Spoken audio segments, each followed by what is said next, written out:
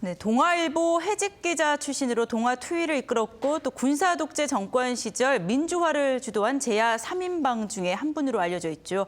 통합민주당의 부총재, 한나라당 원내 총무와 부총재, 또 열린우리당 의장까지 각 정당의 주요 요직을 두루 거친 삼선 의원이신데요. 7년간 시민사회계 외도를 마치고 올 총선 출마를 선언했습니다. 이부영 전 열린우리당 의장과 만나보겠습니다. 안녕하세요. 네, 반갑습니다. 네. 7년 만에 정계 복귀 어떠세요, 소감이? 여러 가지 감회가 남다른데요. 역시 이제 민주통합당이 새로 만들어졌으니까 예. 제가 겪어온 세월들, 그 체험들을 보태고 싶다는 생각 때문에 이번에 다시 합류하게 됐습니다. 저는 우선 민주통합당이 앞으로 안정적인 여당이 돼야 된다고 생각해요. 그래서 한반도 평화 관리를 하고 또 보편적 복지국가 이런 것을 만들어내는데 이번에 집권 여당이 되면 그 기초를 반드시 쌓아야 된다. 예. 그런데 저 같은 사람의 힘보탬이 있을 수 있다라고 생각합니다. 예. 이 7년 전에 돌연 정계 은퇴를 선언하시고 시민운동 쪽으로 시민사회로 뛰어드셨어요. 네. 예, 참 많은 일을 하셨는데 어떤 일들을 하셨는지 직접 말씀을 해주세요. 저는 뭐 개인적으로 저의 그 스승이기도 하고 그 시대의 사표이기도 하셨던 장준하 선생님의 기념사업회를 맡아서 30주기 추모 사업을 또 진행했고 또 몽양 여운형 선생 기념사업회 일도 했습니다. 네. 몽양 선생은 아마 지금도 잘 모르실 거예요. 해방정국에서 암살당하셨던 분인데 통일운동을 하셨다. 예.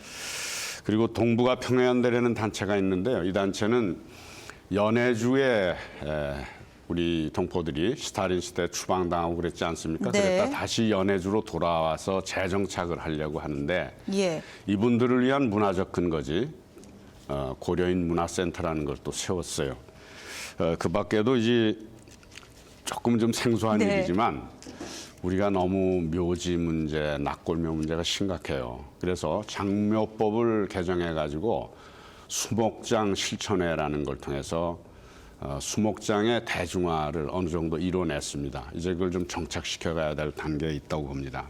그리고 하도 우리가 지역, 세대, 계층별로 대립이 심해서 화해상생마당이라는 단체를 만들어서 좀 대화를 해보고 갈등을 완화시켜보는 그런 일들도 시도했었고요. 네.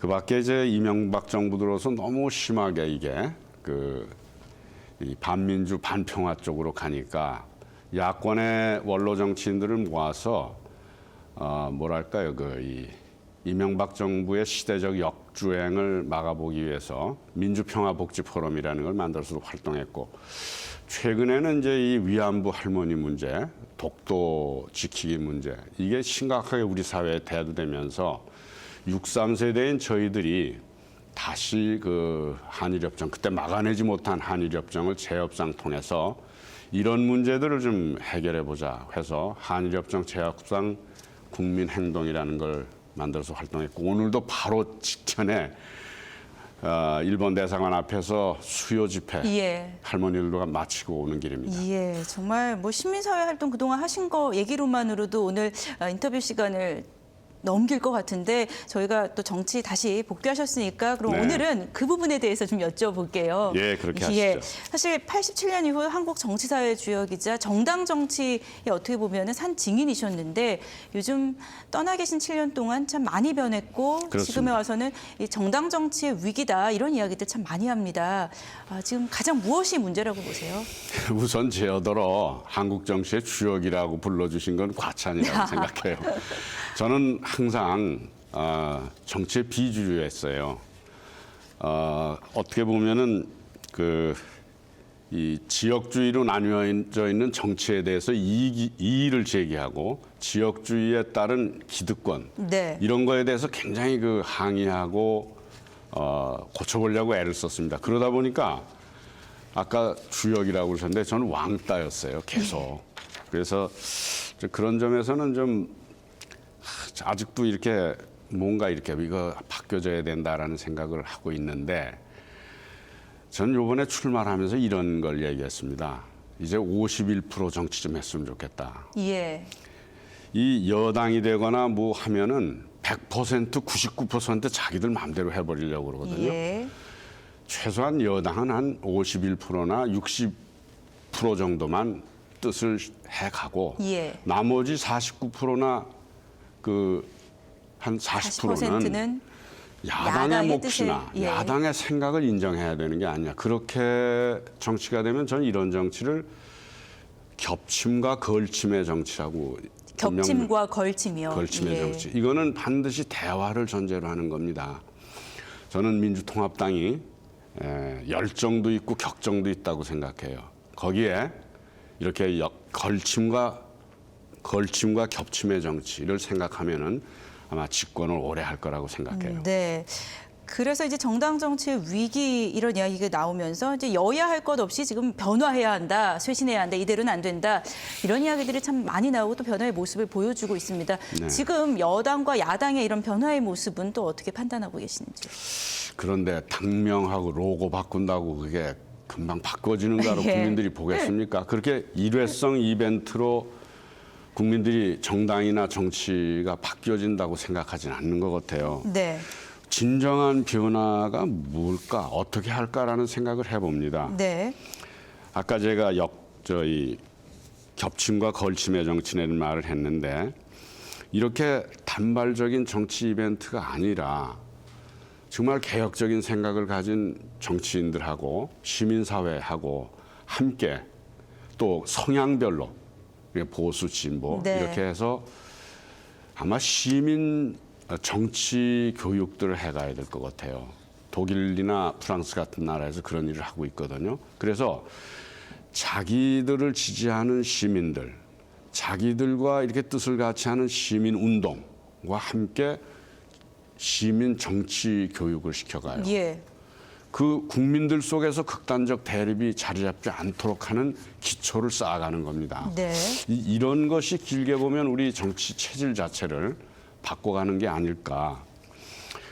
제발 당명 로고만 바꾸는 생각하지 않았으면 합니다. 예, 지금 근데 이제 여권과 야권에 보면 이제 여권은 쇄신 쪽에 좀 초점이 맞춰져 있고 야권은 뭐 민주통합당으로 통합도 했습니다만 지금 야권 세력에 어떻게 보면 통합이 주된 과제처럼 되고 있습니다. 네. 이제 선거를 앞두고도 이 통합진보당과의 또 야권 연대 이야기가 나올 텐데 이번에도 좀 그런 부분에 대해서 조언을 아끼지 않으셨던 걸로 알고 있거든요.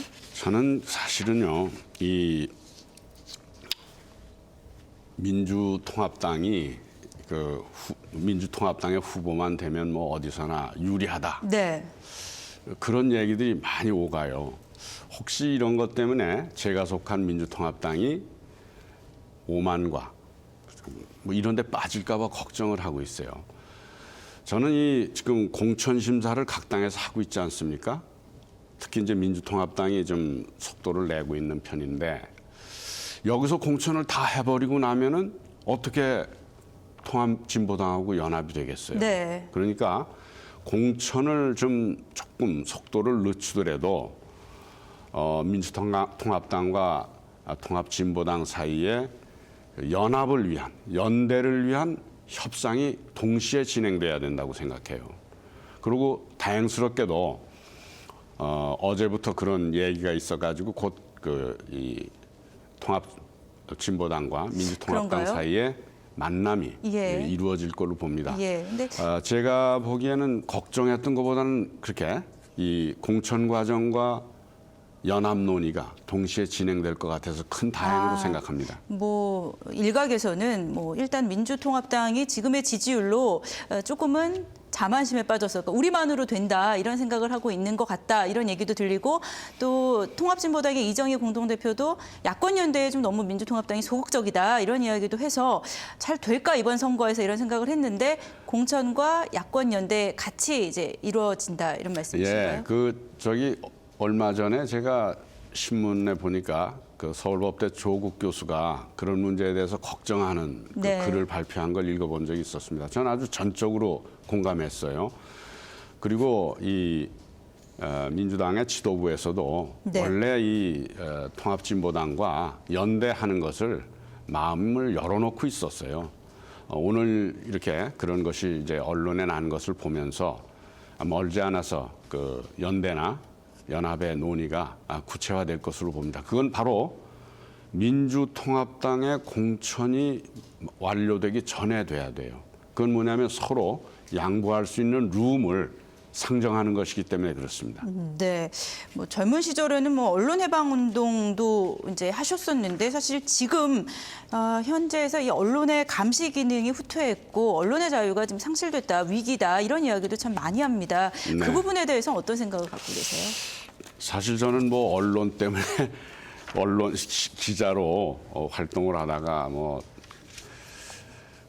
해직도 되고 가서 고초도 당하고 뭐 많이 겪기도 했는데 저는 87년 6월 항쟁 이후에 우리 언론이 참 많이 그 자유를 얻어간다 걱정을 안 했는데 지난 4년 동안 이명박 정부 하에서 엄청난 퇴보를 했다고 봐요. 그리고 뭐 종편인가다 뭐다 이러면서 그냥 언론의 성격을 한쪽으로 이렇게 편중되게 만들려고 눈에 보이게 그랬단 말이죠. 이 방송통신위원회가 그 기능을 했는데 지금 그 위원장 했던 분들이나 이런 분들 난 그 반성이나 하고 계신지 모르겠어요. 이건 바로 잡혀야 됩니다. 이번 국회가 새로 구성되면은 네. 이렇게 잘못된 건 바로 잡혀야 돼요. 왜냐?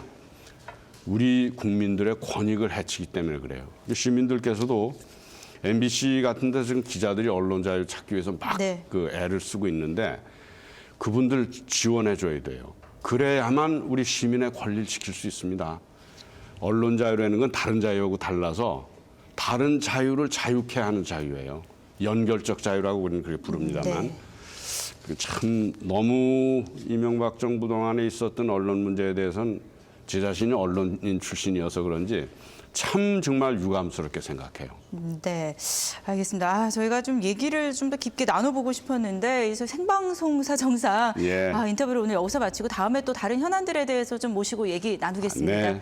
네, 감사합니다. 오늘 말씀 여기까지 네. 듣겠습니다. 고맙습니다. 네.